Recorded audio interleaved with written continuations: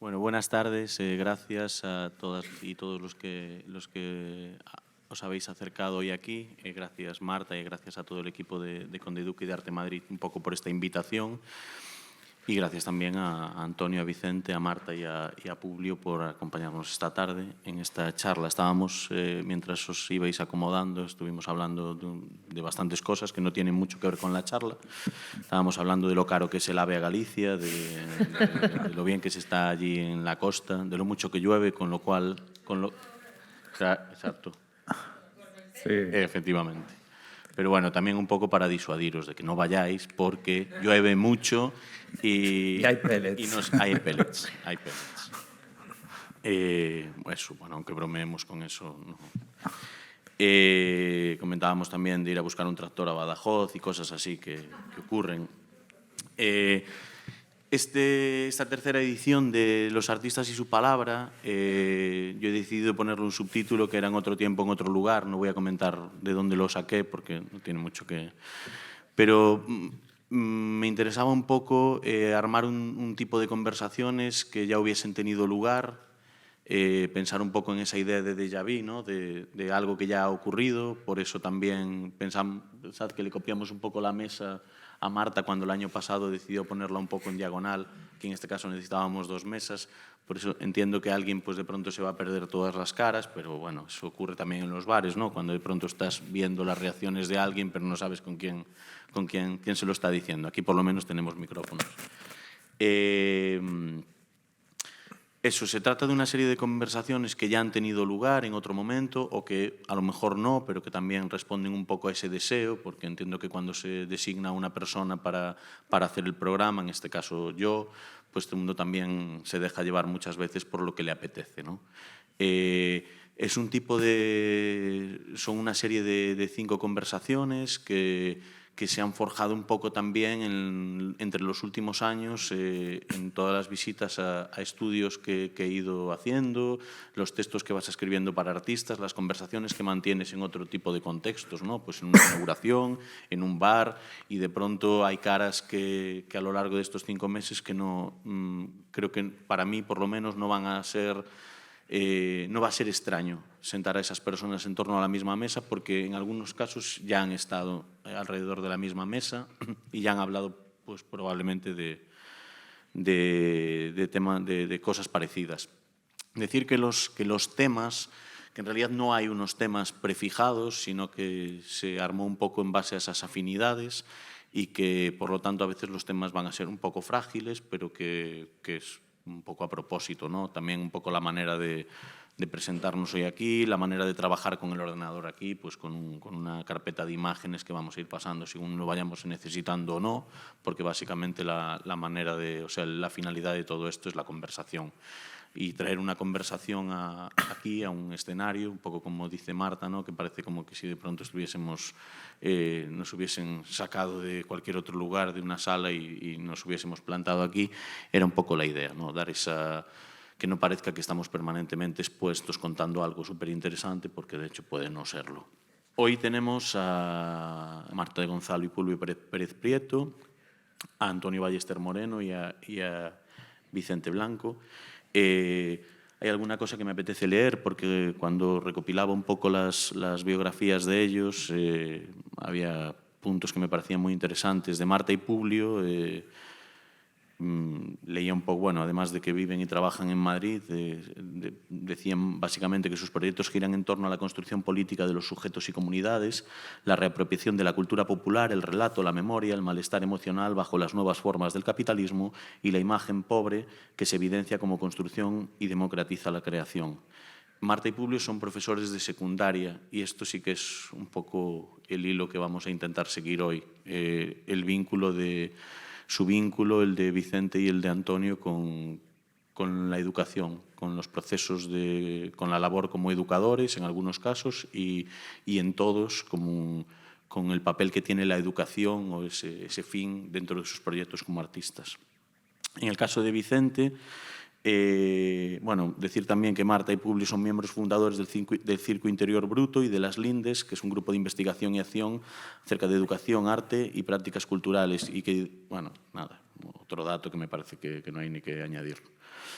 En el caso de Vicente, Vicente es también docente, pero en su caso es profesor universitario de Ciencias de la Comunicación en la... Educación, de Ciencias de la Educación. Eso, de la educación, sí, lo tengo además.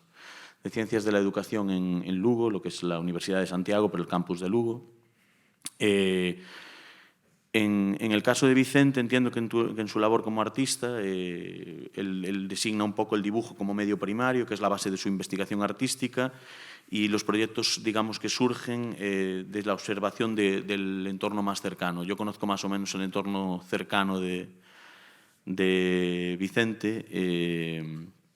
Vive cerca de Lugo, en una pequeña aldea, en una zona donde, digamos, la identidad, la tradición y esas costumbres se van perdiendo, y no a la larga, sino que se va viendo año a año como van desapareciendo una serie de modos de hacer, y es un poco lo que vertebra la parte, digamos, artística, la del Vicente Blanco artista, además del Vicente Blanco educador. Vicente es, junto con Salvador Cidrás, miembro del proyecto Escola Imaginada. Es un colectivo independiente y sin ánimo de lucro, compuesto por profesionales del campo de las artes, la arquitectura, la filosofía y la educación infantil y primaria, y cuyos objetivos son acercar a las escuelas metodologías basadas en las artes y contribuir al diseño de espacios y recursos educativos de calidad. Y Antonio Ballester Moreno, desde Madrid también, artista. Digamos, en tu caso podríamos casi decir que eres más artista a tiempo completo, aunque lo interesante es que todos, habitualmente y especialmente en los proyectos institucionales, existe esa vertiente, ese trabajo, digamos, en el que implicas a más gente y que están como que planea sobre ellos una labor educativa, un deseo casi de que el arte no sea simplemente lo que vemos, lo que se muestra, sino cómo se compone, ¿no? Artista implicado en proyectos vinculados al desarrollo de la creatividad como motor principal del aprendizaje, que suele plantear sus montajes a partir de espacios liberados de las normas comunes que rigen la exposición como aparato, convirtiéndolas en un lugar de diálogo y de trabajo colaborativo. Eso, donde su propia práctica dialogue con formas de hacer espontáneas. Y hay una declaración de Antonio que me gusta mucho, porque cuando tuvimos la posibilidad de trabajar juntos en Artium, en Icastola Barrutia, recuerdo que con las charlas que se hacían para los chavales todos de aquel colegio, contaba bastante que entendía que el juego no debiera de ser patrimonio exclusivo de la infancia. Y me parecía muy sugerente, ¿no?, cuando los niños escuchaban aquello.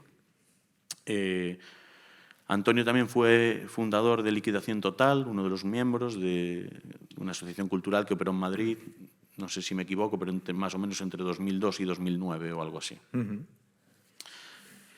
Esto es un poco la presentación que me apetecía hacer, bueno, me apetece o no, pero que es pertinente hacer. Y esta tarde, mientras tomaba así algunas últimas notas, ¿vosotros ya os conocíais previamente?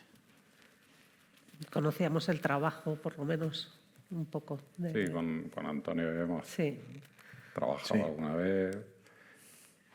Sí. Y el trabajo, sí, bueno, yo estuve dando clases en institutos y nos invitasteis a Tim y a mí, que era el compañero con el que estabais haciendo un curso en el Reina Sofía, ¿no? Sí. Y hemos coincidido en el Circo Interior Bruto, en alguna cosa, en Liquidación Total, pero bueno, y contigo la verdad que no habíamos coincidido.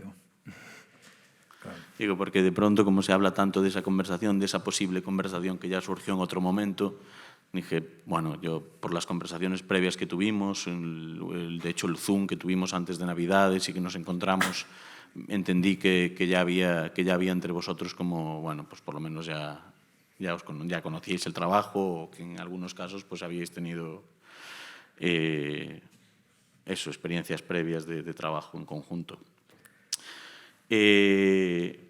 Veo que planea, digamos, la idea del arte, es una cosa que vosotros comentabais en la información que enviasteis, la idea del arte como herramienta para todos. Eso, vosotros lo insertáis un poco dentro de esos ejes fundamentales que vertebran vuestro trabajo educativo.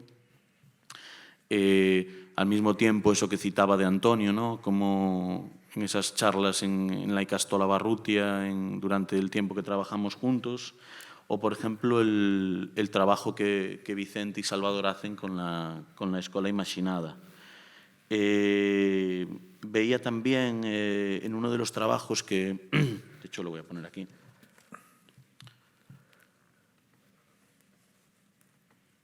en este en concreto, que es La intención, ¿no? De Marta y Publio. Me gustaba un texto en el que comentabais: estos trabajos audiovisuales han sido elaborados de tal modo que cualquiera pudiera imaginar secuencias parecidas y realizar con pocos medios. Me apetece preguntaros un poco a todos sobre eso, ¿no? Sobre esa idea del arte como herramienta para todos, de entenderlo fuera de ese, digamos, de esa idea elitista que tenemos del arte, ver un poco cómo lo entendéis. Vale. Pues al hilo de lo que comentabas tú, claro, nosotros empezamos a finales de los 90 simultáneamente a ser profesores de secundaria, muy jóvenes y sin experiencia previa, y por otro lado, pues artistas que empezábamos a entendernos como artistas en ejercicio, ¿no? Entonces, cuando nosotros empezamos este proyecto de La intención, en realidad fue un trabajo que se ofrecía como material didáctico, pero que cuando empezamos a trabajarlo, empezamos a trabajar haciendo talleres con profesores. O sea, lo que nosotros queríamos sondear, digamos, es qué se necesita, pero también porque era lo que nosotros necesitábamos. O sea, nosotros nos entendíamos en la labor educativa desde todas las torpezas que se cometen como profesor cuando empiezas, ¿no? Y sobre el tema de la imagen pobre que comentabas antes, pues en este trabajo sí que había una voluntad de que las imágenes, digamos, dieran la sensación de que ese trabajo lo podía hacer cualquiera, ¿vale? Porque esto tenía que ser un material que pudieran utilizar profesores que a lo mejor no tenían experiencia audiovisual, que podrían trabajar gente joven, chavales, y de hecho la imagen que está puesta ahora mismo es una imagen que ni siquiera grabamos nosotros, que es una película de vídeo doméstico. Aquí a lo mejor se me ocurre que sí que hay una relación entre nuestros trabajos en el sentido de la alta y la baja cultura, ¿no? Que es una cosa pues, que Antonio ha trabajado, que Vicente y vosotros en la Escola Imaginada yo creo que habéis trabajado también, ¿no? Esta idea de que lo artístico se ofrezca como una experiencia, que vosotros, por ejemplo, en la Escola Imaginada habláis de esto de lo no finalista, ¿no? O sea, que haya unos procesos, pero que no haya necesariamente una obsesión por el producto, sino por la experiencia, ¿no? Sí, por el propio proceso, ¿no? Porque es una sociedad en la que, digamos, cuando se entiende arte se está siempre pensando en el producto. Y yo creo que sí que algo que es común, leyendo también vuestros textos, que es como la experiencia, ¿no? La importancia de crear para pensar el mundo, para pensarnos a nosotros mismos en ese mundo.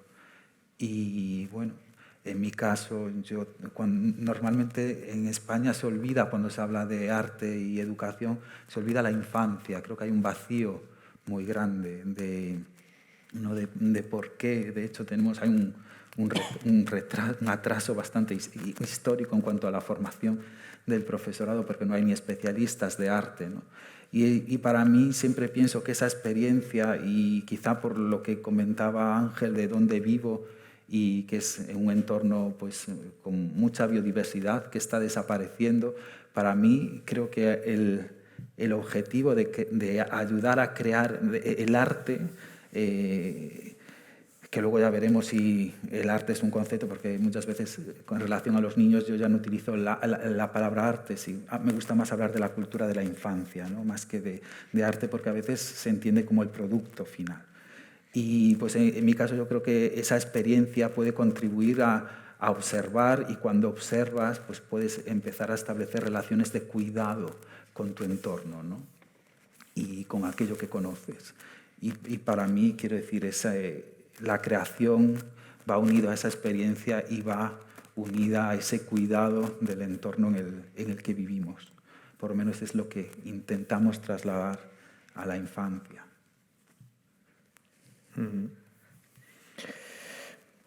Pues sí, en mi caso es la idea que planteabas es la que básicamente me mueve en mi práctica profesional, ¿no?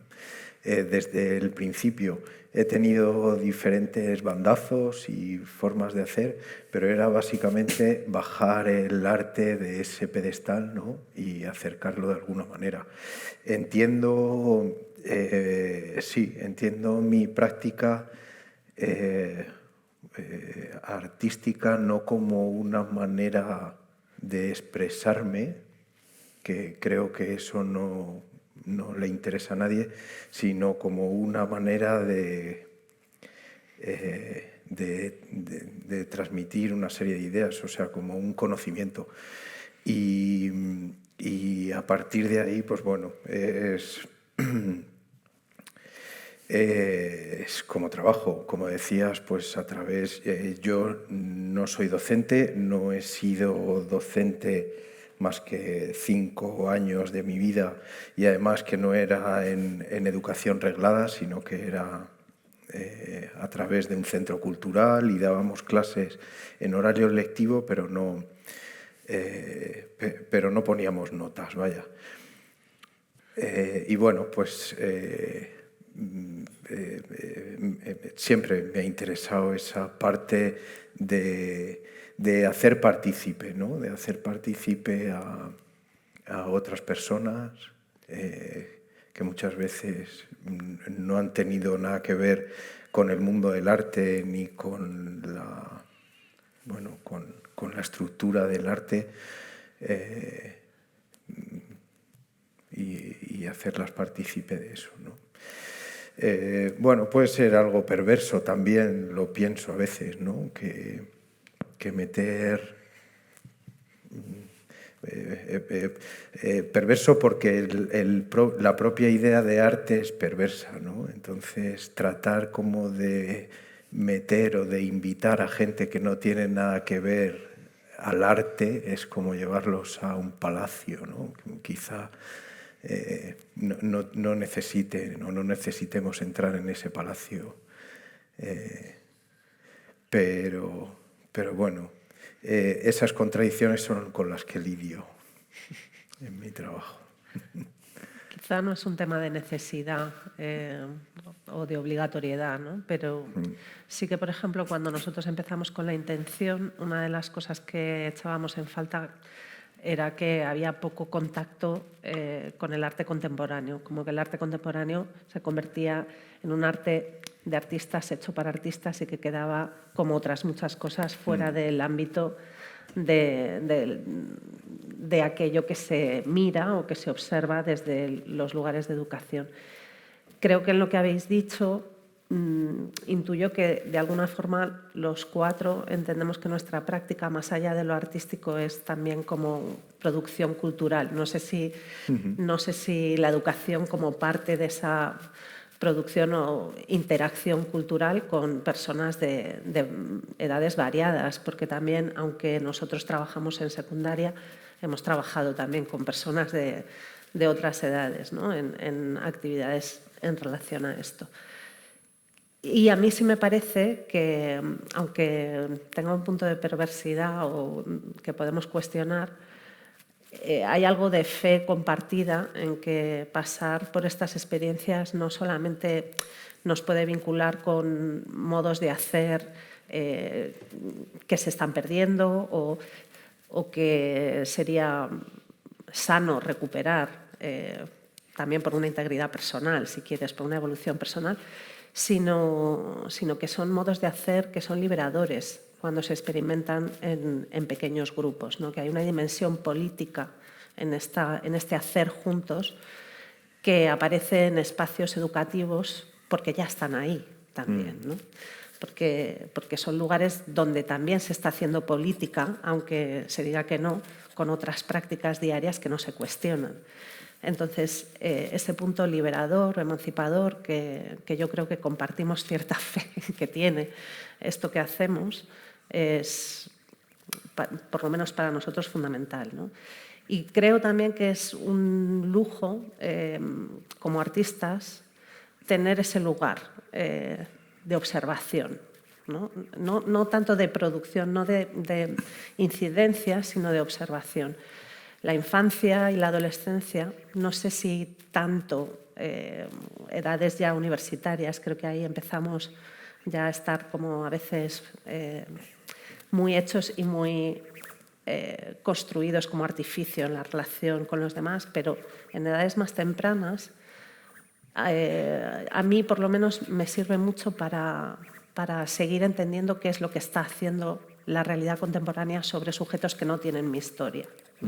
Y me permite un aprendizaje que me mantiene como muy alerta y también muy alerta sobre cómo eso me está afectando a mí, ¿no? Me permite pensar el mundo en ese sentido. Esta práctica educativa es también una herramienta para seguir creciendo. Qué interesante. Esa parte, lo de, bueno, algo a lo que referíais, ¿no? A la perversidad y tal, yo creo, justo me lo anoté un poco para el final, porque creo que para acabar así con... Pero bien, que ya vaya apareciendo, ¿no? Y con relación a esto que comentamos, yo notaba cómo se generan esas relaciones de trabajo. Entiendo que, por ejemplo, en vuestro caso, Marta y Publio y Antonio, son un tipo de relaciones que muchas veces van enfocadas hacia la producción, digamos, hacia la producción de obra. En el caso de Vicente, entiendo que de momento, aunque te va afectando ya mucho a tu trabajo, digamos, al Vicente artista y al Vicente educador, cada vez se va afectando más todo eso. Todavía no encuentro ese trabajo colaborativo, digamos, de agentes que en muchos casos son externos a este mundo del arte, con todos esos interrogantes que lleva. Bueno, un poco eso, pues tanto tú como educador de futuros docentes, vosotros como educadores de secundaria, pero efectivamente también de futuros docentes, Antonio como educador adscrito en mayor medida a los espacios del arte, un poco, pero ¿cómo se generan ese tipo de, digamos, de relaciones de trabajo? ¿Cómo se activan? ¿Cómo se hacen posibles? ¿Pero te refieres a cuando trabajamos en el aula? No. Cuando trabajáis como artistas contando con otro tipo de personas, pues con alumnos, con... Pues es que depende también del proyecto en particular. Es verdad que voy a puntualizar que no siempre es con un fin productivista. Nosotros, junto con otras personas, cuando montamos Las Lindes, que ahora mismo no está en activo, no tenía ningún fin productivista en sí, ¿no? Era una manera de pensar juntos lo educativo, lo artístico, la investigación alrededor de todas estas cuestiones y la experimentación conjunta, pero no con una finalidad, digamos, de producto. Pues no sé, por hablar de ejemplos concretos, en este trabajo, en el proceso, igual que trabajamos con colectivos de profesores con los que estuvimos testando parte del trabajo, que era un libro, era un vídeo, era un libro, no había internet, entonces no podías acceder a los materiales que podemos acceder hoy, ¿no? Y estaba pensado y diseñado el libro también para que fuera convirtiéndose en un proceso propio de cada docente que lo utilizase. Y en un momento dado pensábamos, esto que estamos haciendo no sabemos si va a funcionar bien luego en el aula. Más allá de la visión de los docentes, nos interesaba la percepción de gente con la que se iba a usar, ¿no? Más allá de la posición del educador o la educadora. Y sí que en el vídeo aparece una persona que entonces era alumna de una de nosotros y vio el trabajo, y su reacción frente al trabajo es parte del trabajo en sí, ¿no? Entonces, en ese momento fue utilizar una relación que ya existía que se había fundamentado, y esto a mí también me parecía que era un tema que me empeño siempre en sacar, pero que me gustaría que no dejáramos de tratar, y es que la educación formal da unos tiempos de trabajo que las intervenciones puntuales no tienen, ¿no? Y genera también unos espacios de confianza y unos tiempos que permiten que se desarrollen otras cosas. Entonces, en ese caso, aprovechamos esa relación que ya existía para generar esta interacción que forma parte en sí del trabajo. En los trabajos que vamos a mostrar ahora en una exposición que hemos estado preparando para la galería con la que trabajamos, si quieres pon ese. Bueno, sí. Pues para esta serie también trabajamos en un momento dado con alumnos con los que ya estábamos trabajando, o incluso podíamos llevar trabajando 1 año y pico, casi 2, con temas de performatividad, con arte y acción en el aula, pero aprovechando también la situación de confianza y enunciando, mirad, vamos a escribir un texto, queremos generar unas imágenes que van vinculadas al texto, y me gustaría que quien quiera participar haga, o participe en esta serie de acciones que podemos desarrollar en el aula. Y a partir de ahí se elaboraron una serie de fotografías, y partiendo de esas fotografías hemos estado trabajando para hacer esta serie. Posteriormente se ha trabajado con otros grupos. Pero quiero decir que aquí hay un aprovechamiento también de una situación de confianza elaborada y trabajada en el día a día durante meses para establecer un hacer conjunto que surge de nosotros, ¿no? Es una invitación a hacer, y que surgen otras cosas a partir de ahí, claro. O sea, ahí hay un tema que tiene que ver con esto que habéis comentado antes de la perversión. Igual es hacer un poco de spoiler, pero adelantamos. Que igual que cuando pasa alguna cosa tremenda en la sociedad, generalmente los medios de comunicación tienden a decir, no, esto lo arreglamos con educación, ¿vale? Bueno, pues con el arte y en el sistema artístico de la institución arte, en muchas ocasiones se conjura también con la educación un montón de cosas. Entonces, a veces mencionamos o nos llenamos la boca de ciertos temas, y la educación es uno de ellos, pero no estamos conjurando nada con mencionarlo. O sea, yo ahí sí creo que hay que ser honesto con los procesos y entenderte en cada uno de los procesos. Pues, por ejemplo, un temazo como es el tema de la autoría, ¿no? O sea, pues en este caso el trabajo es un trabajo nuestro. Y también hay que ser honesto con los chavales cuando estás haciendo ese trabajo, haciendo las fotos, lo que sea, qué va a pasar ahí, ¿no? Pero, pues no sé, nosotros, por ejemplo, pues hemos trabajado con estudiantes de Bellas Artes en un proceso, un taller a largo plazo que duró varios meses, y donde había una exposición final, pero desde el principio teníamos claro que había que trabajar la no autoría. O sea, digamos que aprendiésemos a disolver los egos y que no firmásemos ninguno, digamos, o todos y todas, todos los procesos y los actos y los eventos que salieron de ahí, ¿no? O sea que ahí en muchas ocasiones la terminología, el decir, no, la educación, la mediación, ¿no? Pues también tenemos que entender, pues si estamos siendo honestos con esos procesos dentro de la institución y cómo cambian la propia experiencia de lo artístico. Por ejemplo, Antonio, yo recuerdo, eso, yo comento este caso porque yo lo viví muy de cerca, me pareció además muy, a mí en aquel momento me resultó muy enriquecedor, ¿no? Y voy a poner la imagen, una de las imágenes de Barrutia, ¿no? Porque ahí, por ejemplo, también se armó como una especie, ahí venía un poco de atrás por un proceso que ya llevaban desde el propio museo con aquella Icastola, y que nosotros también entramos un poco, especialmente tú, porque fuiste el que más veces te desplazaste allí, el que más...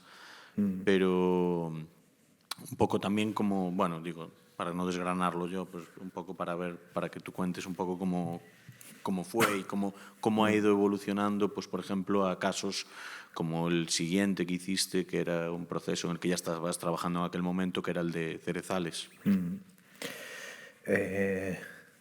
Primero, quiero puntualizar o darle la razón a Publio. Parece que llega la educación siempre a blanquear las miserias del arte, ¿no? Que en cualquier institución es el departamento de educación el que lo que no consigue el arte tiene que hacerlo los de educación, ¿no? Además son los últimos que entran y los últimos que se van normalmente. Y bueno, pues sí, en mi caso me cuesta, o sea, mi interés es realmente en la educación, pero prefiero llamarlo mediación, y mediar entre mi trabajo y el que lo disfruta, ¿no? Así fue en Barrutia. Bueno, llevaban trabajando Artium tiempo con este colegio. Para ello habían liberado una profesora que se estaba dedicando solo a un proyecto de 4 años con el museo, que un proyecto que se llamaba Magnet. Y ahí aprovechamos tú y yo ese vínculo con esta Ikastola, pues para trabajar con los alumnos. Hicimos una serie de muebles. Bueno,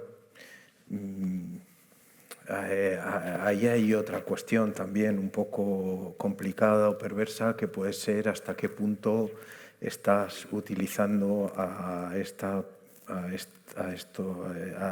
colegio, a este alumnado, como parte de un proceso de producción. Pues bueno, pero entiendo o me gustaría entender realmente este trabajo como un taller, como un proceso educativo en el que había una contraprestación, ¿no? Ellos hacían unos muebles y nosotros les enseñábamos a clavar un clavo, básicamente, porque eran personas alumnado que no habían cogido un martillo en su vida. Bueno, pues hay puntos complicados en este tipo de relaciones que nunca se han vuelto en mi contra, ¿no? Al revés. O sea, esto se convirtió en una fiesta y cada clavo que se clavaba era unos aplausos. Bueno, pues lo que hablábamos antes y sobre lo que empezó un poco la conversación, aprender con la experiencia, aprender con la práctica, cosa que muchas veces en los colegios está un poco olvidado, ¿no? Sí. Sobre todo en los programas educativos. Sí, quizás por añadir algo a esto, porque como también era parte implicada, y antes de que también continúe Vicente, este caso, esta exposición que se hizo en Artium, básicamente lo que se propuso a aquella escuela, después de hacer la visita y ver que todo el patio estaba asfaltado y que no había ningún tipo de módulo para hacer nada, era destinar la mayor parte de la producción de aquella exposición a darles la posibilidad de construir módulos, digamos, muy simples, y por simples quizás versátiles, ¿no? Para que ellos pudiesen después. La exposición ocupaba el verano, el tiempo en el que ellos no estaban en el patio, y de hecho tenían la entrada gratuita al museo siempre que quisiesen, y después todo ese mobiliario pues se llevó directamente al colegio. Se hizo una maqueta grande y ellos decidieron un poco dónde iban a ubicar todo aquello. Se preguntó primero también qué tipo de necesidades entendían que tenía el patio. Sí que es cierto que a lo mejor el proceso, pues claro, si pudiésemos estar 4 años haciendo este proyecto sería maravilloso, pues porque estaríamos dedicados 4 años a algo así, pero las instituciones tampoco tienen esa posibilidad de extenderlo tanto, a veces por presupuesto, a veces pues por otro tipo de condicionantes. Pero era un poco eso, ¿no? El tema de que el mobiliario casi se lo pedíamos como prestado. El mobiliario se armaba en el gimnasio del colegio, por las tardes también con ayuda de sus familiares, y después se llevaba, y de hecho pues llegaron al museo el día de la inauguración, todo estaba así como para que tampoco se armase mucho tal, pero llegaron y los muebles, el mobiliario era suyo y saltaron encima de él en el museo todo lo que quisieron. Pero un Sí, poco... vamos, de hecho está ahora mismo instalándose todo eso y se ha picado el cemento y se están poniendo, o sea que sí, volvieron y esa fue también una contraprestación interesante. Sí. Voy a poner una de las imágenes de Vicente, que yo creo que es interesante también ver esto. ¿Ponemos esta? Sí, sí. Vale. Un poco para entender eso. Comentaba al principio que entiendo que tu relación ahora mismo entre la barrera que existe entre una cosa y otra todavía se ve, pero para ver un poco cómo funcionan, porque por ejemplo esto se expuso en la normal. Sí, un proyecto Sí. comisariado por Natalia Poncela. Exacto. Sí, esto que veis, bueno, es un material no estructurado que diseñamos para la infancia y que son piezas que se van articulando y van creando sus propias formas. Y lo que veis al fondo es que, bueno, los talleres siempre tienen dos partes. Una es esa construcción de formas y luego algo que es muy importante, que es el dibujo de observación, que no es el dibujo de copia, porque el dibujo de observación dibujamos lo que conocemos, no lo que vemos, ¿no? Que eso es muy, muy diferente. Y sí que para nosotros, porque esto es un trabajo diseñado con Salvador Cidrás y yo, digamos que funciona muy bien con la infancia y con los adultos. Y sí que un poco, para mí, recoge un poco 4 principios, que es el arte, y que a mí quizá trabajar con la educación me ayuda a verlos desde fuera, ¿no?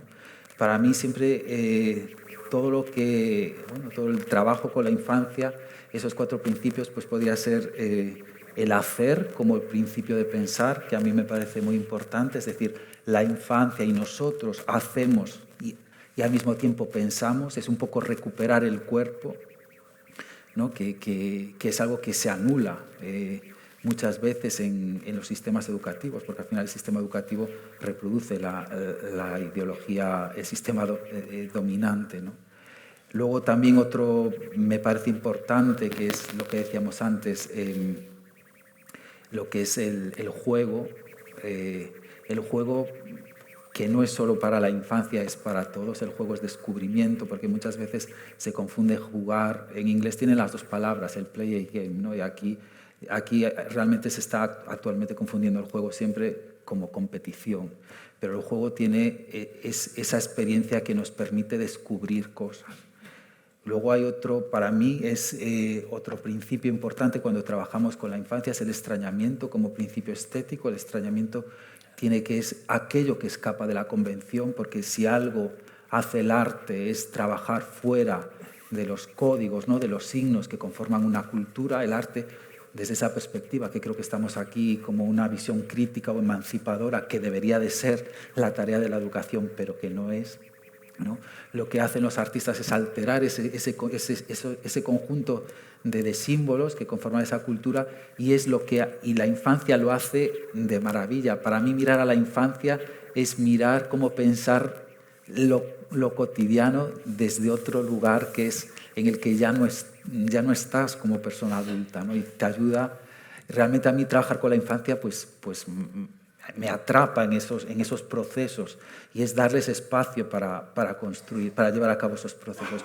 Y luego algo que es muy importante, que creo que Marta también hablaba, para mí siempre es que haya la posibilidad, sería un principio de compartir, ¿no? Que creo que la escuela, a diferencia del taller, que es como un espacio más cerrado donde tú estás trabajando solo, cuando trabajas en la escuela o cuando se expone una obra, ¿no? Ahí, digamos que en esos talleres hay la posibilidad de que la colaboración, de que los niños produzcan, porque la creatividad no es individual, se crea, se aprende de los demás, ¿no? Y es algo que también se anula. Y es un poco, pues digamos que, ¿no? Que llegar ahí a esta forma de trabajar con la infancia es un poco como yo entiendo el arte. Y no sé, quizás sí que está más separada porque tengo un trabajo como más de dibujo, pero sí que, no sé, ahí conviven esas, ¿no? Me enriquece muchísimo trabajar porque aprendo de los procesos de la infancia. Y quizá la parte que podría ser más polémica es que yo sí que es cierto que cada vez me alejo más del arte. O sea, yo no... Si los niños tienen que ir al museo o no, yo empiezo a tener dudas. Yo creo que los que tenemos que ir son los adultos al museo, ¿vale? Porque los niños ya están fuera de la convención, ya están. Entonces, los que tenemos nosotros es que conseguir trasladar los procesos de creación, pero sin a lo mejor el referente, ¿no? Porque el referente ya es como el final, ¿no? Lo finalista que va a cerrar ese proceso de la infancia. No sé, yo me doy cuenta que cada vez me alejo más de los referentes, del arte, y llevo a cabo, intento acercarme más a los procesos, ¿no? Que ahí es como la dificultad. No sé si era por ahí. Sí. Quería seguir un poco con las publicaciones, porque en el caso, pues vosotros habéis trabajado con publicaciones y comentabais hace un rato, Vicente y Salvador también, y Antonio trabajó con una publicación que a mí me pareció muy interesante en la Bienal de Sao Paulo en el 2018, la 33 Bienal de Sao Paulo, que era Convite a Atenção, que se planteaba un poco como ejercicios que invitan al público, bueno, esto fue una traducción quizás, ejercicios que invitan al público a estar atento para la experiencia con el arte, desde el encuentro con la obra hasta la puesta en común de la reflexión sobre ella. Se comentaba también en esa publicación tuya, tú formabas parte de esa Bienal como uno de los 7 comisarios que junto con Gabriel Pérez Barreiro, artistas comisarios que asumíais un poco pues hacer proyectos independientes allí dentro. El tuyo estaba muy basado en la educación. Y además de lo que fue pues las diferentes publicaciones de la Bienal, hubo una que afectó a toda la Bienal, que era básicamente pues ese programa de mediación que era casi como autodirigido, ¿no? Que cada uno con esas tarjetas se iba moviendo por la Bienal y que además decía que su uso que no estaba restringido a la Bienal, sino que se podía aplicar en otro tipo de lugares. Entonces me apetecía hablar un poco de cómo fue esa publicación para intentar después preguntarle a Vicente sobre las suyas y a Marte Publio en concreto sobre la intención. Sí, bueno, yo participé en esa publicación con las imágenes, ¿no? Pero bueno, sí que es verdad que fue una bienal en la que en lugar de entrar la educación, los últimos se construyó desde el principio con el Departamento de Educación, que era sin ninguna duda el que más presupuesto se llevó.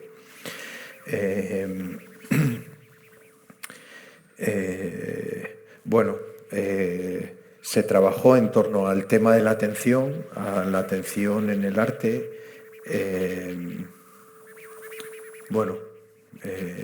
Creo que es un tema, por no decir un temazo en la actualidad, ¿no? La falta de atención y bueno, pues todo esto viene de un grupo que bueno, puedo contar así rápidamente. La Orden del Tercer Pájaro es un grupo que no es secreto, pero sí es discreto, que opera en todo el mundo. Somos muchas personas, no hay un núcleo central. Sí que hay una gente en la Universidad de Princeton que estudia la Orden del Tercer Pájaro desde un punto de vista un poco más académico, pero bueno, cualquiera puede ser pájaro en este aspecto, y son unos grupos que a través de una serie de protocolos se trabaja sobre la atención en el arte. Y bueno, esta Bienal pues tuvo mucha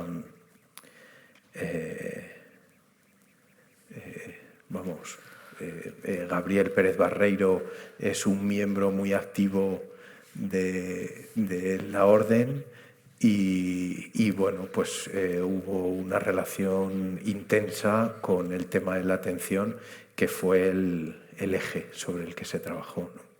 ¿Y cómo funcionaban las tarjetas? Yo recuerdo, porque tengo la publicación, pero además recuerdo que estaban puestos en diferentes lugares, que se podía sacar las tarjetas y que se... Sí, a lo largo del recorrido de la Bienal había una serie de, no sé, de espacios, de muebles también, de módulos en los que estaban estas tarjetas allí, y tú te las podías llevar, podías coger 10 o 12, podías coger 2 y seguir un poco ese tipo de protocolo. Este tipo de atención al arte es algo bastante, volvemos a la experiencia, ¿no?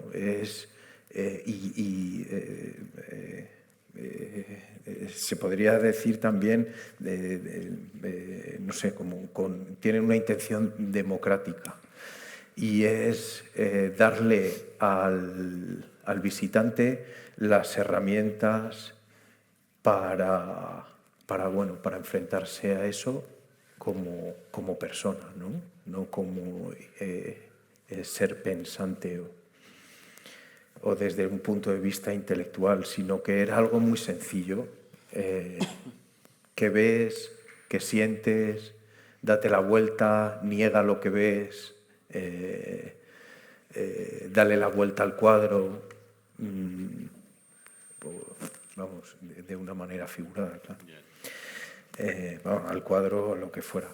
Y bueno, pues son este tipo de protocolos o de prácticas que se podía, que podía usarlas cualquiera. Marta, yo quería volver a la intención, es ese proyecto de 2008, bueno, y Publio. Revisaba hoy la introducción que decía proyecto artístico y didáctico sobre educación y para una alfabetización audiovisual, y veía también en la formalización, me parecía interesante, que era una serie de 4 trabajos audiovisuales, un formato expositivo de instalación, una serie de talleres y debates con educadores y profesionales del arte, que estaba destinado un poco a profesores de secundaria o universidad, a educadores de instituciones artísticas u otras personas interesadas. Y como fin veía un poco la idea esa de que cada cual lo usase un poco como para trabajar con sus alumnos, pero un poco cómo funciona, porque yo tengo una copia de ese libro y desde la primera vez que lo vi me pareció, claro, me pareció un trabajo, una labor ingente. Claro, nosotros lo que buscábamos por un lado era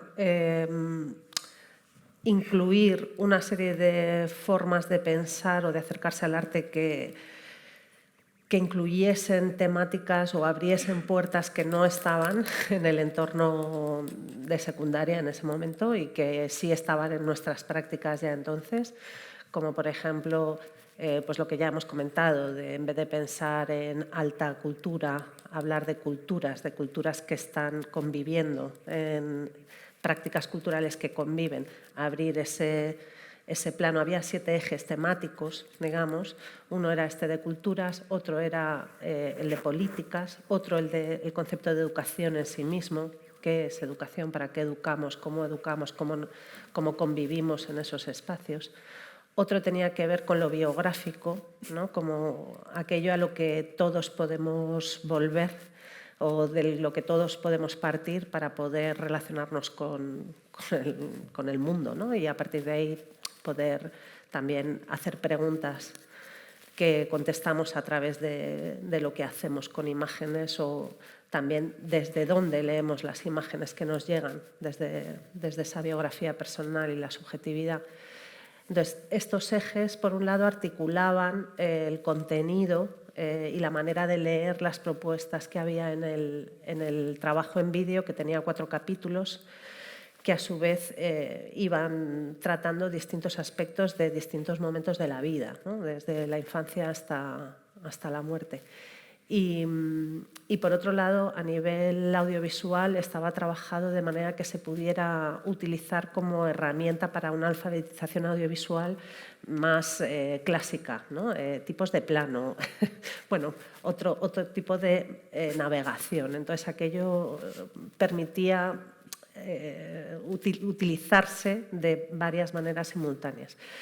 Hay cosas que a mí me parece que siguen siendo súper rescatables de aquello. También haciendo una autocrítica respecto a si funcionó como material o no, nuestra conciencia es que, o nuestros datos es que se utilizó más en facultades de Bellas Artes o facultades de educación de lo que se llegó a utilizar por parte de profesores de secundaria. Y ahí creo que también hay algo que tiene que ver con varias de las imágenes que ya hemos visto y que creo que está en el fondo de lo que compartimos, ¿no? Viendo las imágenes que has puesto para el turno de intervención anterior, el tema de los cuerpos está en todo, ¿no? El usar el cuerpo, recobrar el cuerpo, el estar usando el cuerpo de manera interconectada con otras personas que lo da lo educativo. Hay cosas en este hacer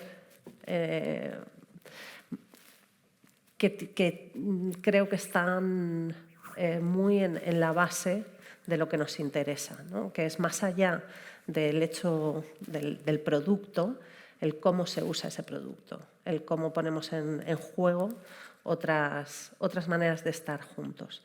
Y en el caso de la intención, bueno, pues fue un proyecto que nos permitió también conocer a mucha otra gente que estaba interesada en estar en el aula de una manera menos autocensurada, utilizando su propia posición como cuerpo docente, ¿no?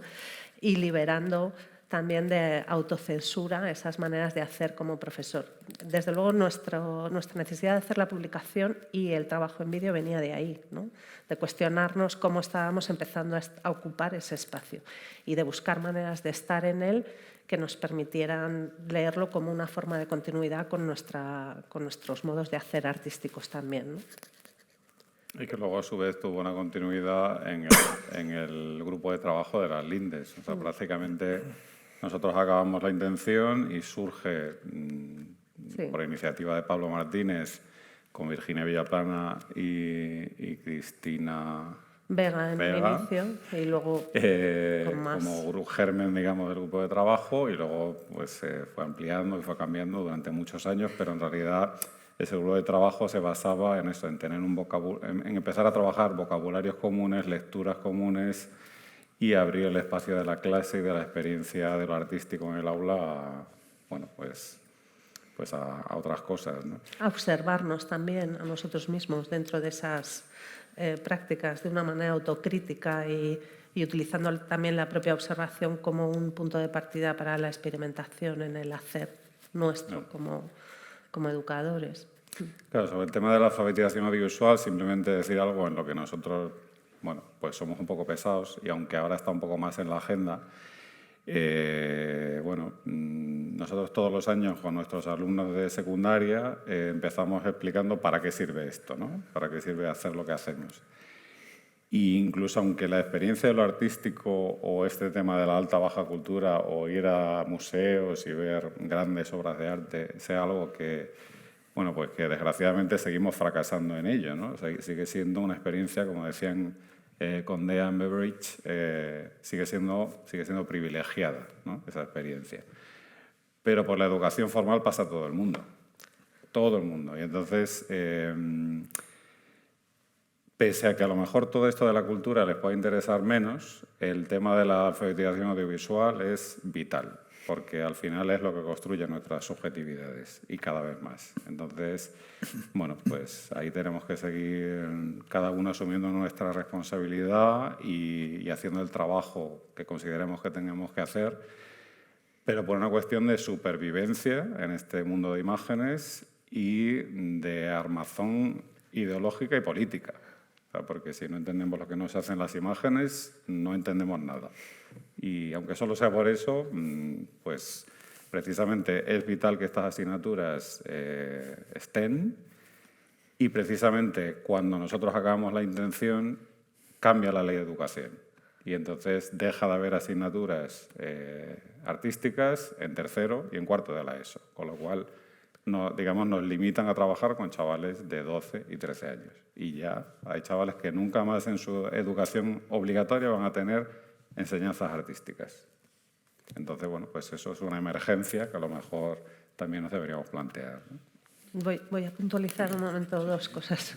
Una, que otro de los ejes de la intención era la experiencia estética, que iba en la línea que ha mencionado Vicente, del extrañamiento, de ese extrañamiento necesario, de esa ruptura con la comprensión automatizada de lo real, que es aprendida y que es disciplinaria, y que nos parecía fundamental ligar con lo artístico, tanto como práctica como recepción, y que también es un tema que seguimos trabajando en clase desde edades muy tempranas.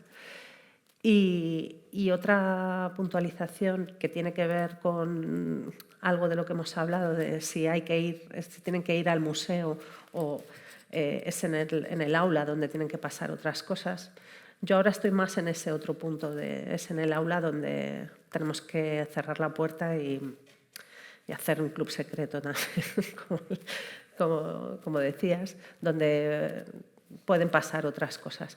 Pero también quiero contar una pequeña anécdota en una de las muchas ocasiones en las que he llevado a grupos de alumnos a museos. En esta ocasión estábamos viendo la exposición que hubo sobre dadaísmo en el Reina Sofía, y una alumna me dijo: claro, pero tú nos traes a ver esto, pero aquí no podemos apoyarnos en ningún sitio, tenemos que estar en completo silencio, nos vienen a regañar si nos acercamos mucho, ¿no? Hay toda una relación llena de conflictos entre los espacios educativos y los espacios artísticos, por mucho que haya departamentos de arte. Y son contadas excepciones los espacios de arte que cuentan con departamentos de mediación y educativos que han generado transformar al conjunto de la institución. E incluso esas transformaciones pueden haber sido hasta temporales y pasajeras, ¿no? Y eso también es algo que desde el arte quizá haya que pensar, que no es un lavado de cara, tiene que ser algo transformador en el funcionamiento de los espacios artísticos. Y también que para que tenga una relación o una comunicación más fluida con los espacios educativos, hay que adaptar esos espacios artísticos a los tiempos y a las dinámicas de los espacios educativos, tanto infantiles como de secundaria como universitarios. Eso fue un punto que trabajamos bastante en la exposición de Artium. Hicimos estos muebles con los niños, y llegado el momento solo se pudieron usar esos muebles el día de la inauguración por los niños. Claro. El resto, los 3 meses siguientes, por motivos de seguridad, en el museo no se podía subir el museo sigue hablando en una dirección, y en general el arte sigue hablando en una dirección. La educación, muchas veces el profe se sube o se pone detrás de su mesa y habla en una dirección, ¿no? Y creo que lo interesante es buscar esos dos sentidos, ¿no?, de la flecha. Sí, es interesante eso. Yo me estaba acordando exactamente de lo mismo, porque además tomábamos como ejemplo aquel proyecto que era en los 70 del Moderna Muset, ¿no?, en el que de pronto veías a los chavales allí, pues martillo en mano, cinturón de herramientas y tal, Sí. y era un poco ese sueño, pero ahí también nos topamos mucho, no solo nosotros, sino entiendo que también la institución se topó con eso, que se topó con sus propias normas estrictas, Sí. dictadas por la propia institución, pero por el propio gobierno, de que de pronto es mucho más difícil, pues por ejemplo, que un niño cogiese un martillo dentro del museo. Claro. Fue mucho más sencillo en el gimnasio del colegio, en el que allí, bueno... Pero al final vemos que ambas instituciones están llenas de inercias y disciplinamientos internos, ¿no? De vicios. Claro, de vicios. Es una problemática también para poder funcionar. O a lo mejor es que hay que inventar otros espacios que no son ni el uno ni el otro, ¿no? Que ocupar para hacer estas prácticas híbridas que se nos ocurren. Por ejemplo, siguiendo con el tema de las publicaciones, creo que es también interesante, y vamos a poner esta imagen porque Vicente había enviado una imagen de las dos publicaciones que sacaron, pues son bastante recientes, ¿no? Pues entiendo que son de 2021 y 2023.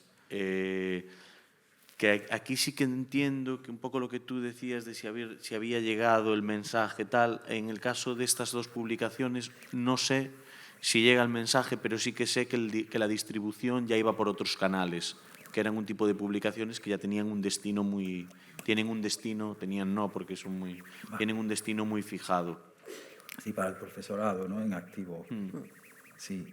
A ver, yo traje reflexionando sobre arte educación, traje estas dos publicaciones porque un poco sintetizan también nuestra visión, nuestra reflexión sobre estos dos mundos, ¿no?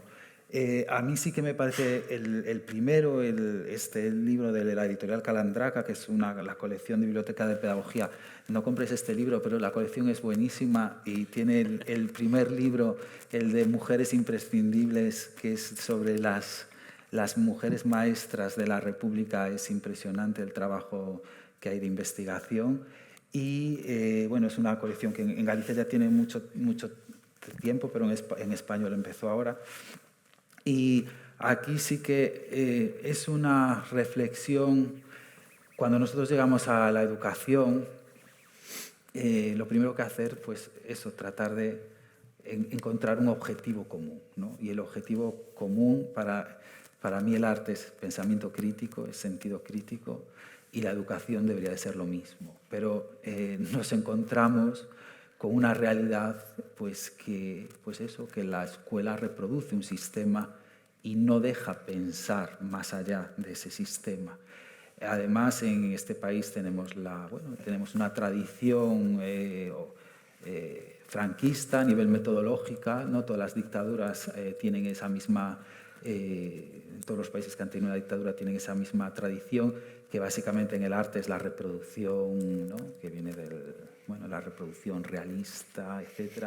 Y digamos, no hay una formación del profesorado y las escuelas se han llenado de fichas de colorear, que es como la antítesis de lo que es realmente pues, el pensamiento crítico, ¿no? Y quizá el primer libro era un poco de... Claro, luego tú hablas con la gente, hablas con los maestros, con las maestras, y todo el mundo tiene las palabras, todo el mundo habla de creatividad, todo el mundo habla de pensamiento divergente, pero al final la escuela está haciendo fichas. O sea, entonces era un libro que lo que es una reflexión, es un libro para deconstruir aquello que está interiorizado en nosotros mismos, y si no se deconstruye, si no se mira, si no se cuestiona, nunca vamos a cambiar. Por eso siempre digo que es como un poco doloroso, porque implica mirarnos desde ángulos que no nos apetece vernos, ¿no? Y eso fue como el punto de partida, de identificar los problemas, ¿no? De radiografiar estos problemas, pues problemas de proceso, que no hay un proceso porque todo se dirige a un producto, que no hay una educación estética, no se considera la educación estética como algo importante, cuando la educación estética es precisamente, pues tiene que ver con la experiencia, con el cuidado, con la observación, con el pensarnos en el mundo. Y un montón de problemáticas, de imaginarios comerciales que invaden a la infancia y que nos permiten y que nos impiden pensar más allá de ellos, ¿no? Y una vez que establecimos esa radiografía, creo que con lo que más disfrutamos ahora es con esos talleres de la infancia, que se rigen un poco por los principios que decíamos antes, y que digamos que el otro libro, el de Dibujar el Mundo, partimos del dibujo, porque el dibujo es un medio pues, democrático que se puede hacer, no necesitas nada para dibujar, ¿no? Porque realmente con un dedo en esta mesa que hay así un poquillo de polvo, ya puedo hacer una línea y marcar y romper esa idea del dibujo como con ese realismo visual y entender que el dibujo es una marca, que se puede dibujar en grupo, en colaboración, y son talleres con la infancia donde parten de esa idea de proceso, de construir, de hacer y de tener experiencias y de enriquecer ese imaginario y de darle a la infancia oportunidades para que construya su propia forma, su propia cultura de la infancia. No sé si cultura quizá es una palabra que utilizo ahora en vez de arte, ¿no? Ya sé que la palabra cultura también viene del mundo occidental, ¿no? y europeo, pero sí que es ese mirar a la infancia con respeto y enriquecerse con todas esas producciones que realizan y que no encajan en esa convención, en esa norma, ¿no? y que alimentan el sentido, que producen un extrañamiento continuo. Y creo que la labor de la escuela es potenciar ese extrañamiento el mayor tiempo posible, porque la convención ya está ahí y nos come, ¿no? Y bueno, y no sé si tenéis relación con niños y niñas, pero si leéis los manuales en la actualidad, pero si leéis los manuales tradicionales, decían que los niños dejaban de dibujar a los 10 años, 11 años, porque era cuando empezaban en lo que es el sentido crítico, ¿no? Cuando empezaban a sentirse. En la actualidad, si habláis con un niño de 3 años, dice que no sabe dibujar. Con un niño de 4 años dice que no sabe dibujar. Eso es un fracaso social y educativo. Eso es una castración enorme, ¿no? indirecta. Y entonces pues romper todo eso es complicado. Por eso nosotros nunca, cuando hicimos, no queríamos sacar los talleres sin antes que se entendiera también el proceso de deconstrucción de nosotros mismos para dar paso a la infancia, ¿no? Y como artistas a lo mejor bajarnos de ese pedestal y empezar a trabajar con la infancia, no para la infancia. Bueno, estaba viendo que llevamos como más de una hora aquí largando sin parar y además girados de esta manera que parece como que estamos... yo creo que sería interesante, aunque todavía hay un par de cosas que a mí me gustaría preguntaros, pero creo que sería interesante pensar en en abrir ya para que cualquier persona pueda comentar algo, preguntar, porque eso tampoco se trata de estar aquí mirándonos el ombligo y contándolo nosotros, sino que cualquier persona que quiera aportar algo que lo comente. Entonces, eso, abrir, pero de todos modos hay otras cosas con las que podemos seguir, porque todavía tenemos tiempo. No sé si alguien quiere decir algo. Bueno, os voy a dar tiempo para que... Pues lo vais pensando. Hay varios proyectos de los que podríamos hablar, de proyectos, digamos, de los que fuimos compartiendo imágenes, pero sí que es cierto que Marta y Publio inauguran dentro de menos de un mes una exposición y no sé si os apetece contarnos un poco sobre... Vimos antes la imagen, si queréis añadir, si queréis... ¿Qué pongo esta? Sí, ponla. Pero vamos, va a hablar Publio esta vez más, que yo me he enrollado más. Bueno, esto, como ya se ha comentado antes, empezamos trabajando, o sea, nosotros todos los años trabajamos en segundo de la ESO el tema de la performatividad, ¿vale? Y hemos estado durante muchos años trabajando en formato videoarte. Entonces, hacemos diferentes propuestas. Un año les proponemos que construyan un personaje, otro año que construyan un animal, por ejemplo, o que modifiquen el espacio del aula o que entiendan el aula como una obra de arte. Bueno, ha habido diferentes aproximaciones y nos copiamos el uno al otro, además, porque no trabajamos en el mismo centro, obviamente. Y bueno, el asunto es que en este trabajo, digamos que su origen, esto empezamos a trabajarlo a finales del 22 y como veis, pues es una escena que está grabada en mesas de instituto, ¿vale? Entonces son mesas de instituto desechadas de los años 80 que en diversos centros iban a tirar a la basura y entonces lo que hacemos es grabarlas y pintarlas, ¿no? Entonces, eso que comentábamos antes de que era una escena en la cual proponemos a los alumnos que hagan un uso diferente del espacio. Yo creo que en todas las escenas están subidos a las mesas, si no me equivoco, Sí. ¿vale? De pie, tumbado de diferentes maneras. Y entonces esta fue la primera imagen que generamos. Ese acto, digamos, violento es difícil, porque grabar una mesa de instituto pues conlleva un acto físico, ¿no? Que está prohibido. Sí, son mesas hechas para que no puedas dibujar en ellas, ¿no? Que no puedas dejar un rastro. Bueno, ese elemento nos interesaba. Las mesas tienen restos de grafitis, tienen esvásticas, tienen haz de anarquía, tienen, en fin, órganos genitales varios, etcétera. Nombres, Pepita ama Juanito, o sea, digamos, se puede un poco rastrear que tiene restos de esas intervenciones.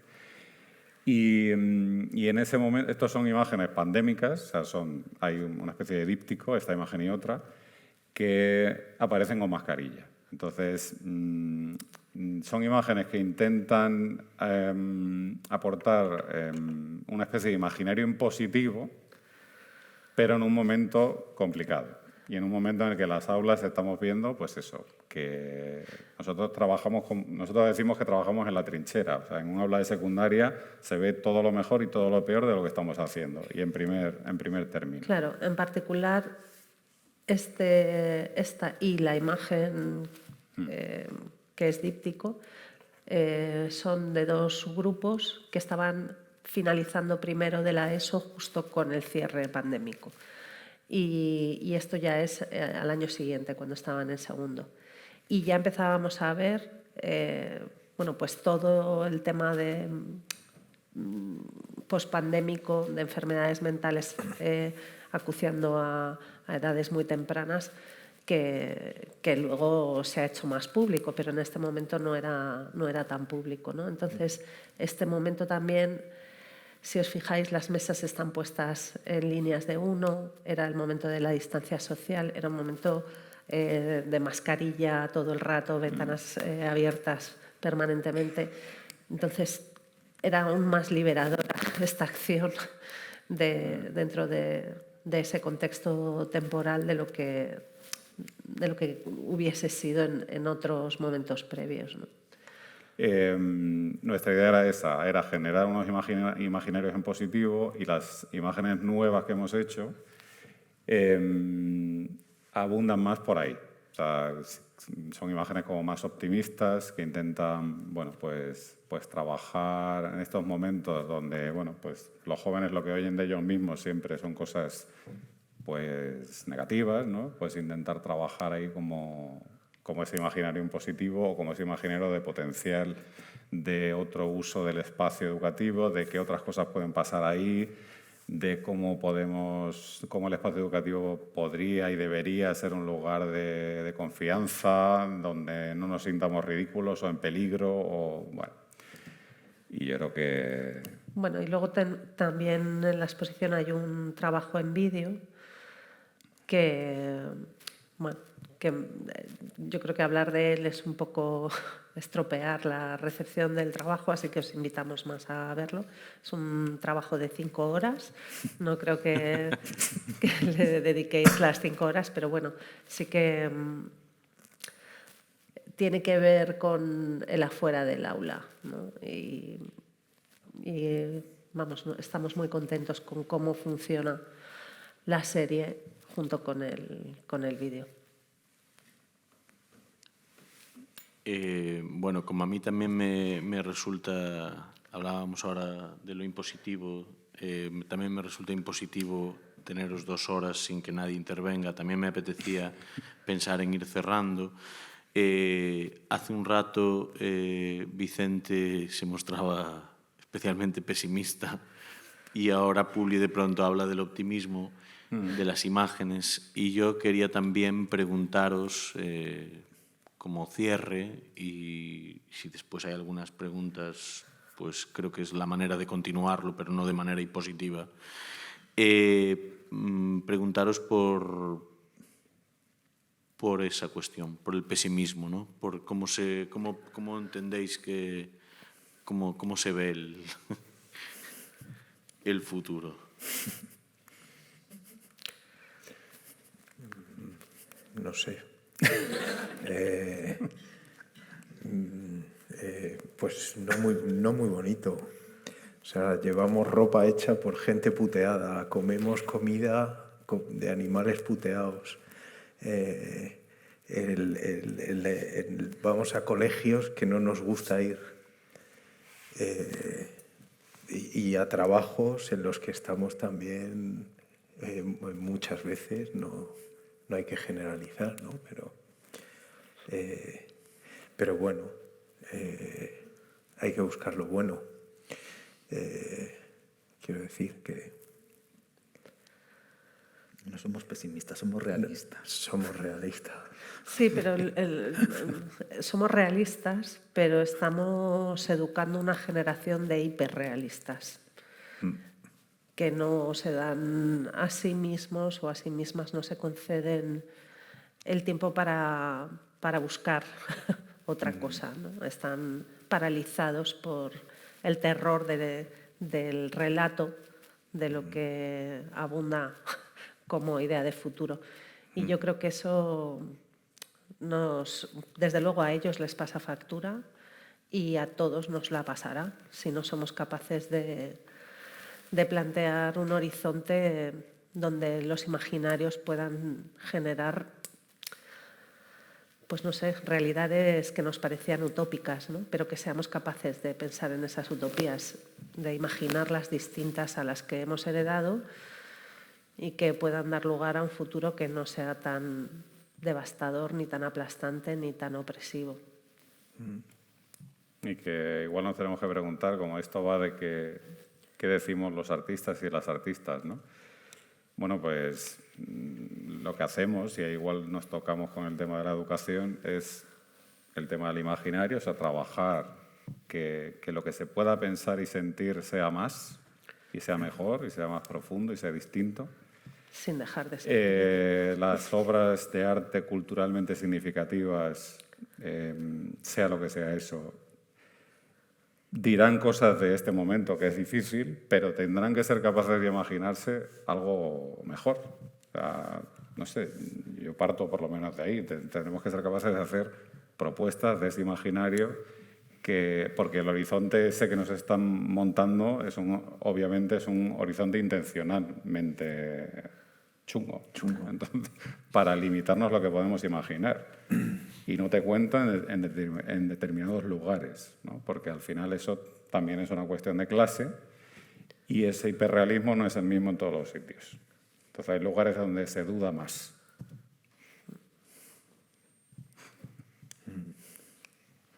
Sí, yo creo que el arte al final tiene la capacidad de trabajar con lo posible, ¿no? Siempre.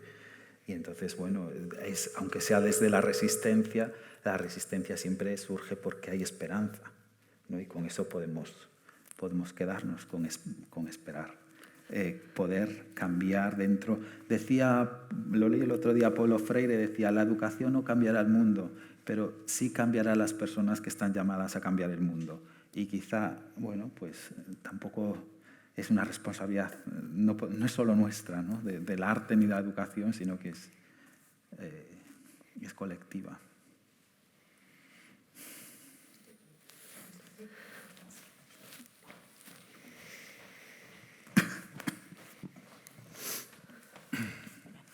Bueno, alargo yo un poquito más. Gracias, ha sido genial. Todo lo que habéis estado contando para mí ha sido siempre como abrir o cosas que a lo mejor pienso pero se han abierto más o cosas que no había pensado y Y sí que quería preguntaros en dos direcciones que han estado presentes en la charla todo el rato, que tienen que ver con posibilidades y con imaginarios. Y que, bueno, que tienen que ver también con cosas que yo creo que uno de los problemas del arte también es que se imagina la gente que hacen los artistas. Entonces, quería preguntaros qué percepción habéis tenido, más allá de que el museo puede ser un sitio muy aburrido, que no te puedes mover, que eso ya sería como la parte institucional, ¿qué piensan en alumnos o chicos que están en talleres, chicos y chicas que están en talleres de lo que es el arte? Eso por un lado. Y la otra era las condiciones de lo posible. Que entonces desde la institución, ya que no podemos, es muy difícil empezar de cero, ¿cómo se puede empezar a pensar? Yo tuve una experiencia en Brasil con un artista que se llama Jorge Mena Barreto, que le quisimos inventar para que hiciera toda la mediación de la institución que estábamos empezando, y nos dijo que sí, siempre que él estuviera en la dirección, o sea, no por estar en la dirección, sino porque todo se tenía que hablar desde cero, desde el primer momento. Y yo es algo que lo tengo como muy grabado y que también veo como una y otra vez es imposible de llevar a cabo. Entonces, ¿cuál sería la tercera vía? ¿No? Un poco o sea, o podéis como también, como desde dónde se podría pensar para poder también, porque es una preocupación, o sea, ya no es todo por públicos, tal, pero sí que es verdad que si no lo sé, a lo mejor es una percepción también equivocada. O sea, creo que sí que nos escudamos mucho en la educación, que esto se va a arreglar en la educación, pero ¿cómo hacemos que nuestros entornos del arte o donde se está exponiendo el arte, donde se puede tener una proximidad con el pensamiento artístico, sean parte de su imaginario también, al final, como algo suyo? A la primera la contesto yo. Venga, yo también estaba pensando en responder La primera es más fácil. Sigue existiendo una idea del arte, del artista genio. Estamos con esa idea de que tiene una creatividad como una varita mágica, ¿no? Dotada, por lo menos en el sistema educativo, es lo que se está perpetuando. Entonces, romper con eso es complicado. ¿No? Y el cambio sería empezar a reconocer, pues eso, nuestras propias marcas, el valor de nuestras formas de hacer y nuestros saberes y nuestros haceres, aunque sean próximos, locales, familiares, ¿no? y reconocerlos, su importancia. Por eso era un poco, lo decía, lo del arte, ¿no? Porque a veces es desde la escuela, se llevan a artistas, no sé qué, y luego a lo mejor los artesanos de la zona o pues no sé, o los abuelos que hacen unos panes exquisitos, pues no se tienen en cuenta, ¿no? Y entonces sigue existiendo como una idea de artista muy desde arriba, desde eso, el mito del hombre blanco heterosexual, Picasso, vamos. Sí. Perdón, perpetuado también por muchas veces por el propio arte o por la manera de enseñarlo y por los museos. Quiero decir que los protocolos de conservación de una obra de arte pues son estrictos a más no poder. Entonces, claro, eso le está creando ese aura al arte que no beneficia, vaya. Bueno.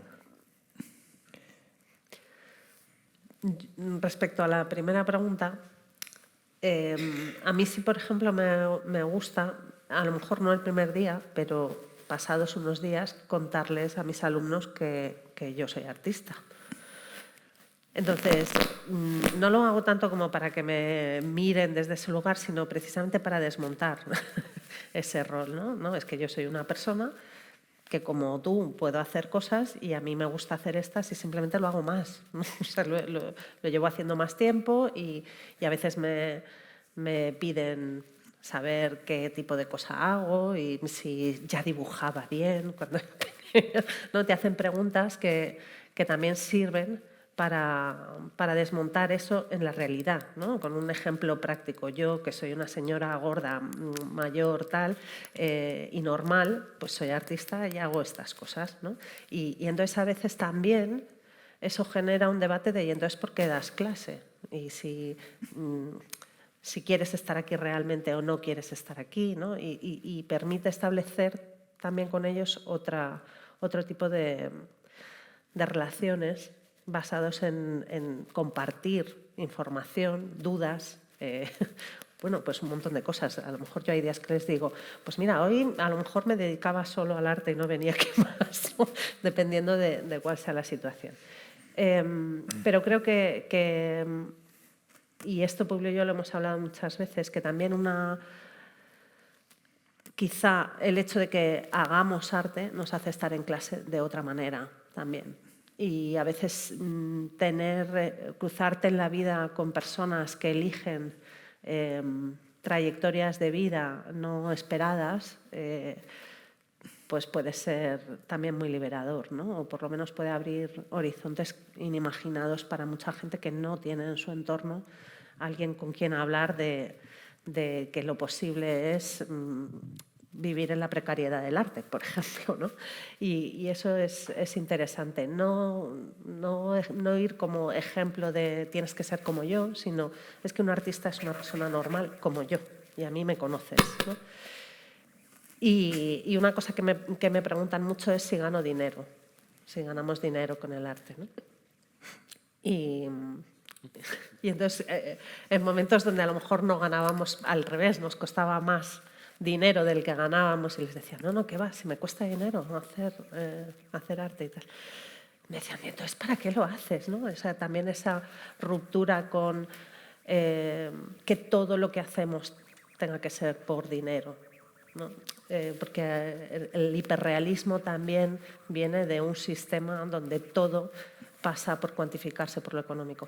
Y es verdad que yo critico la precariedad del mundo del arte, por supuesto, pero desde el punto de vista educativo creo que esta generación, muchos de ellos, van a tener verdaderas dificultades para tener una actividad que sea remunerada en general, ¿no? Entonces, desde el arte, o desde mi educación artística, una de las tareas que me impongo también es que piensen que trabajo no es solamente aquello que haces por dinero, sino que es una tarea autoimpuesta a la que dedicas tiempo y con la que te vinculas afectivamente, ¿no? Y por ahí también hago actividades con los alumnos y las alumnas. Y luego la segunda pregunta, creo que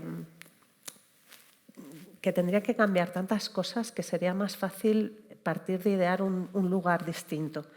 Seguramente ese lugar distinto donde partir de cero y crear una estructura que efectivamente haga que no solamente la institución, sino los artistas que participen de trabajar con esa institución desde el minuto cero tengan la mediación y tengan el trabajo con colectivos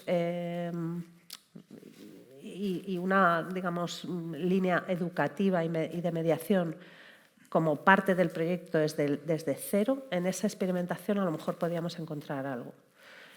A día de hoy, las instituciones tal cual las conocemos, me parece que es muy difícil. Creo que sería más fácil que otras se inspirasen en una nueva, ¿no? O sea, que la transformación viniera de la inspiración de una nueva manera de hacer de cero casi. Bueno, pero claro, eso exige tomar riesgos. De todas maneras, por acabar un poco en positivo... Eso es lo que yo digo, es positivo, ¿eh? No hay que destrozar nada. Digo que mientras tanto, porque las instituciones, tirarlas sería muy complicado y son edificios grandes y costosos. Bueno, a mí en realidad es que la solución que se me ocurre es la que tú ya has dicho. O sea, eso que dijo ese artista de empezar, o sea, yo quiero estar en el meollo y yo tengo que estar ahí porque es que si no... al final la mediación se convierte en una especie de capa que se pone al final de los procesos, de las exposiciones o de los proyectos. A mí es la solución que se me ocurre. Y por otro lado, yo sí creo que en las últimas décadas tenemos la suerte de que el tema de la mediación ha madurado un montón. Y hay mucha gente súper preparada, organizada, y con ideas muy buenas a la hora de salir como de la caja en la que estábamos, de la visita guiada y todo eso. Ya, pero no puede depender tampoco de quién haya, desde mi punto de vista, ¿eh? Hay experiencias muy interesantes y casos que a mí me interesan más y casos que me interesan menos, pero muchas veces son dependientes de quién hay en ese momento en ese puesto, eso sí, ¿no? Y eso demuestra que son situaciones muy frágiles. Hola, ¿qué tal? Buenas noches. Yo quería preguntaros, porque siempre, durante toda la conversación se ha estado, centrando sobre todo la educación artística, o me ha dado la impresión, hasta un perfil de edad que los más adultos pues serían los alumnos de Vicente, ¿no? que serían de un perfil universitario. Y entonces quería preguntaros en general hasta qué punto también se intentan implicar como a las familias de esos alumnos que están o haciendo talleres o asistiendo en secundaria o formando parte de una exposición de Antonio, para que, digamos, que esa educación artística no se convierta en algo, pues vosotros lo estáis diciendo, ¿no? Que el juego no es algo, no tiene que ser exclusivo del niño, y para que esa educación artística, digamos, como se extienda en el entorno familiar, que al final es el que, digamos, la infancia es el que más le acaba influyendo, aunque sea por horas de contacto. Y bueno, básicamente eso, ¿no? ¿Hasta qué punto vosotros intentáis implicarlas o creéis que se implican, o si creéis que simplemente es, vamos a ver que si yo que sé, entran en contacto con el arte y así se distraen un rato? No sé. Nosotros tenemos, o sea, por un lado, desde el punto de vista de la educación formal, a día de hoy es imposible lo que planteas. Por lo menos yo, en el contexto en el que estoy trabajando actualmente, yo no puedo pensar una manera eficaz de trabajar o de involucrar a las familias en los procesos que yo hago. Primero, porque tengo 200 y pico alumnos. Imagínate trabajar con las 200 y pico familias. Además, en mi caso, desde la educación formal sería implanteable. En el caso de la educación no formal, nosotros hemos tenido un par de experiencias en relación a la familia. Por un lado, desde el Centro Arte 2 de Mayo, desde el Departamento de Educación, nos invitaron a hacer a nosotros, junto con nuestros hijos, que entonces tenían, no sé, eran adolescentes, que diseñásemos un taller para familias entre los 4 y lo impartiésemos a otras familias, ¿no? O sea, hiciésemos durante una tarde.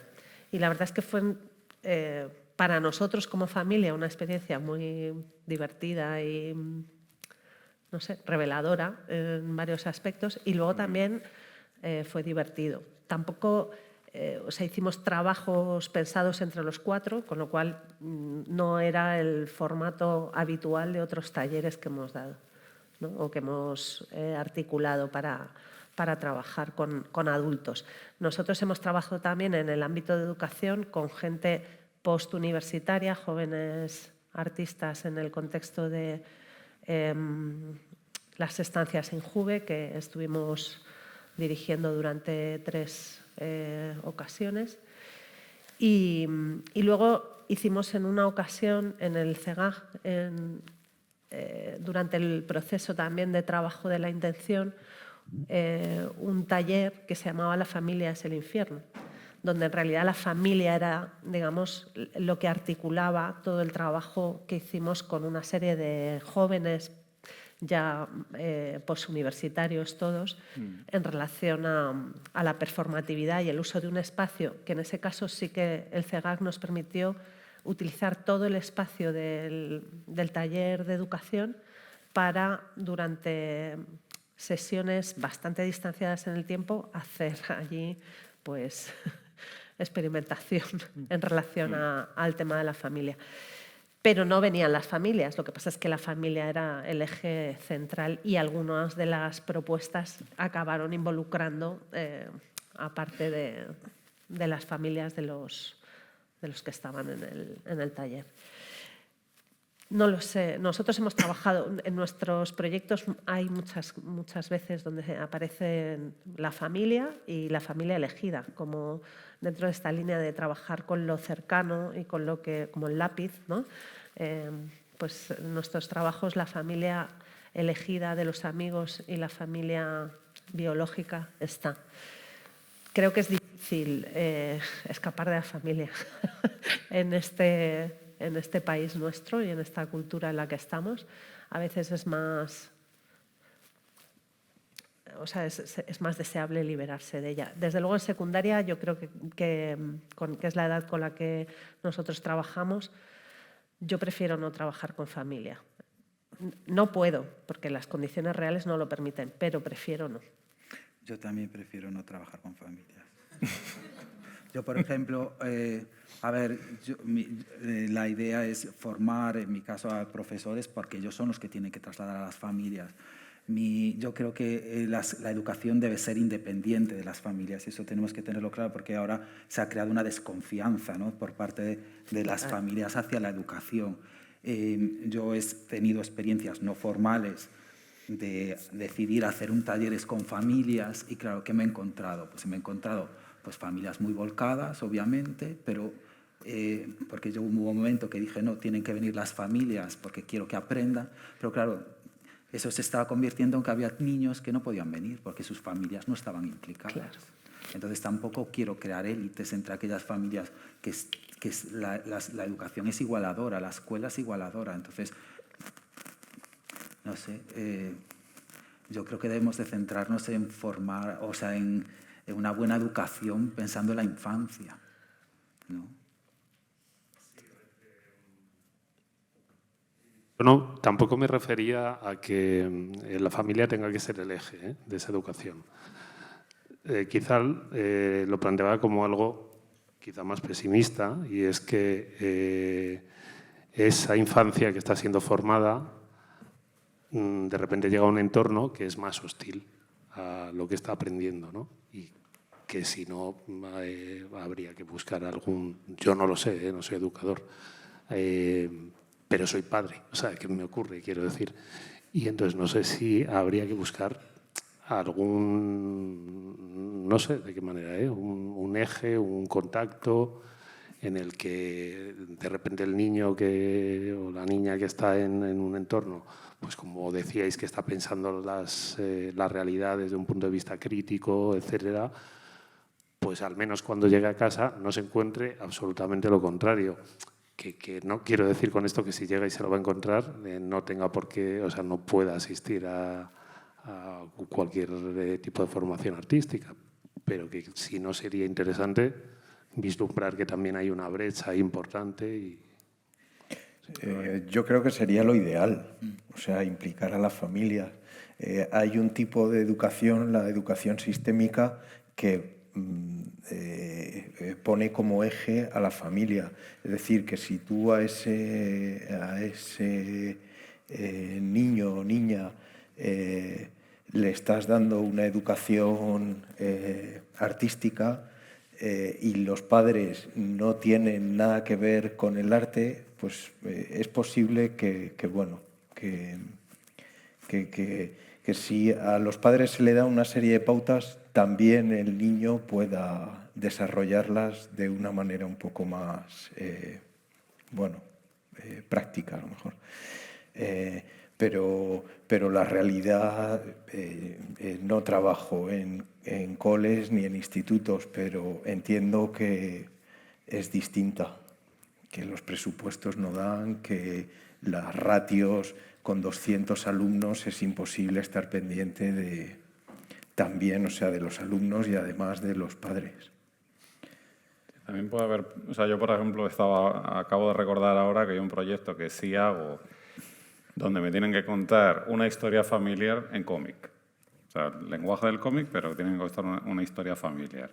Claro, la implicación con la familia para hacer ese trabajo puede variar, pero yo siempre les sugiero que tomen el papel de entrevistador o entrevistadora. Entonces pueden entrevistar a lo mejor al padre o la madre, pero a lo mejor quieren hablar con la tía o el abuelo o la abuela. Y entonces, bueno, pues... pero en realidad es un entendimiento de la familia, pero que parte de entenderte a ti como sujeto, ¿no? O sea, que en realidad es, bueno, me voy a entender aquí en mi historia familiar o en una historia que me contaron o en qué pasó con el bisabuelo, ¿no? Pero digamos desde la curiosidad, desde la entrevista, que a lo mejor son historias que ni siquiera conocen porque no se han contado en casa, ¿no? Bueno, Eso puede ser una idea de ese tipo de implicación. Pero desgraciadamente es verdad que la implicación sigue siendo muy puntual.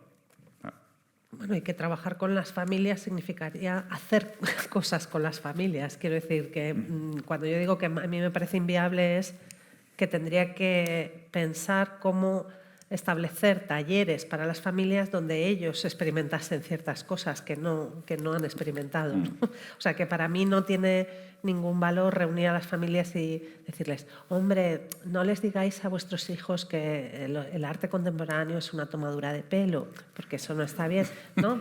Quiero decir que eso no me sirve para nada. Lo que me serviría es que ellos estuvieran también dispuestos a entrar en crisis, a hacer cosas que no han hecho, a entrar en juego.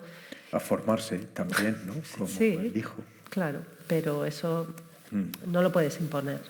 No. De todas maneras, parece como que estamos hablando de algo muy marciano, ¿no? Sí, es verdad. Que cuesta mucho enseñar, ¿no? Sobre arte, que es algo más difícil que un... Bueno, pues si alguien... Una última pregunta, si os parece. ¿No? Bueno, escuchándoos en general, pero sobre todo en esa última sección impositiva, como la habéis llamado, de el optimismo versus el pesimismo o realismo, se ha producido una conexión con otra charla sobre el poeta cubano José Luis Serrano, en el que la ponente trabajaba en lo que venía a ser la estética de la distopía, entendiéndola no como algo potencial, sino como algo actual, y por tanto revertía el concepto de desesperanza, entendiendo que la desesperanza es el único motor de cambio posible, porque solo nos movilizamos desde la incomodidad, ¿no? Hace falta picor para rascarnos. Y os quería preguntar qué pensáis desde ese punto de vista, ¿no? En el que la esperanza pasa a ser algo cristalizado, que nos invita a esperar, como estabais comentando, y la desesperanza, en cambio, pasa a ser esperanzadora, ¿no? Pasa al otro lado. Y hasta qué punto las instituciones educativas y artísticas, de las que ya habéis comentado, limitaciones y perversiones, son permeables a esa posibilidad.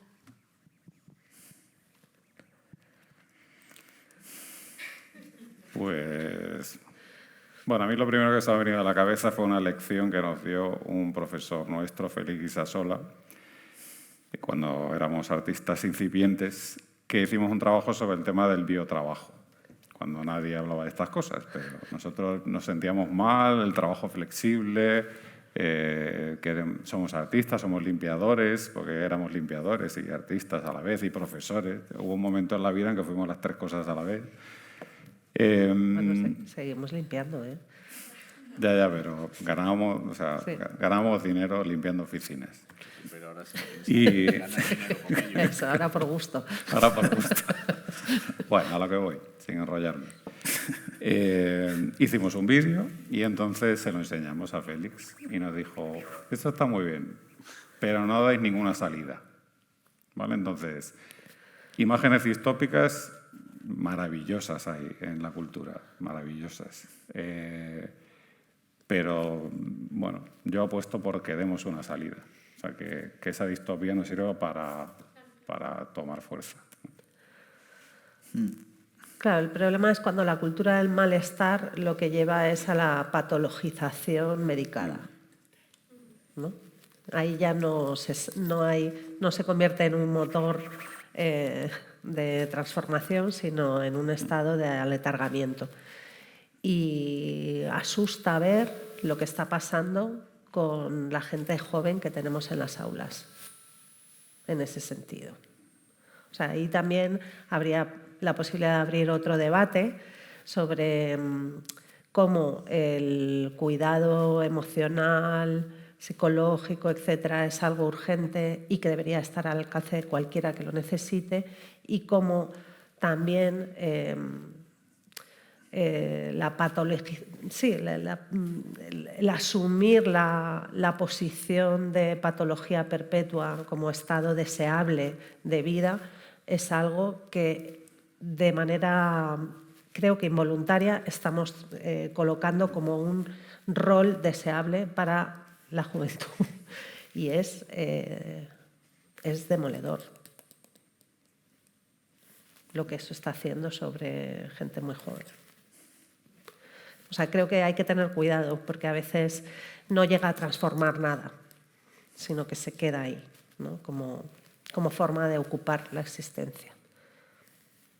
Yo sí que creo que el picor hace que te rasques. Creo que eso hace que, aunque yo soy realista, no paramos de hacer cosas, ¿no? de implicarnos de alguna forma. Y bueno, yo creo que también poner en común y saber que hay gente del otro lado, pues es lo que te ayuda a que por un momento puedas dejar de rascarte, ¿no? Pero bueno, que realmente es... El arte siempre surge desde esa incomodidad y desde ese dolor, de alguna forma, no desde el... no quiero esa imagen mitificada del artista, ¿no? Pero sí de ese compromiso con un contexto y una voluntad de transformación de ese contexto. Yo creo en una visión humanista del arte. Entonces, bueno, pues es lo que nos hace también no tirar la toalla, ¿no? En mi caso me ayuda a sobrellevar pues, estas violencias que hay en nuestro día a día, tanto de sistémicas, de la naturaleza, de pérdida de biodiversidad, ¿no? de todo tipo de problemáticas. Entonces el arte es una herramienta, aunque a veces no sepamos manejarla muy bien, sabemos que está ahí para dar esperanza o cierta visión de cierta posibilidad, cierta lucha. Al final el arte también es resistencia, ¿no?